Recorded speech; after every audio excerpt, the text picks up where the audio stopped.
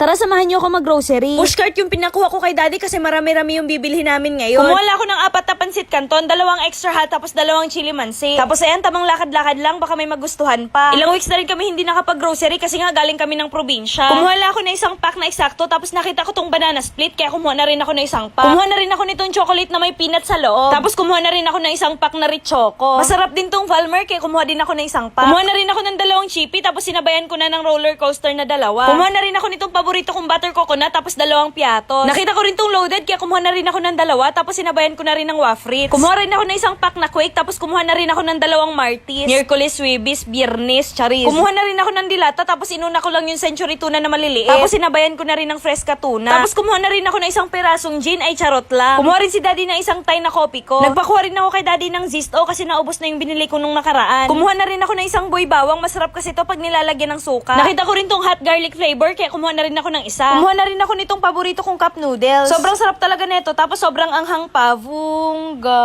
Kumuha na rin si daddy ng mga tigpipisong chichirya. May muncher, may tatos. Ay, tatos ba or tahos? Ah, basta yun na yun. Tapos ayan, meron ding siga. Tapos kumuha na rin si daddy ng isang pack ng halo-halo. Kaway-kaway pala sa mga batang 90s dyan na paborito pa rin yung halo-halo. UTI is waving. Kumuha na rin ako ng isang magic sarap, tapos isang pansit. Tapos kumuha na rin akong karne norte. Tapos kumuha ulit ako ng 2 century tuna na malaki. After nun, binayaran na agad namin sa cashier. Pang ilang linggo na rin namin tong stock. Pagkalabas namin, bumili na rin ako ng 1.5 na mantika. Pagkatapos naman namin mag-grocery, pumunta kami sa palengke. Comment lang kayo for part 2. Yun lang. Salamax.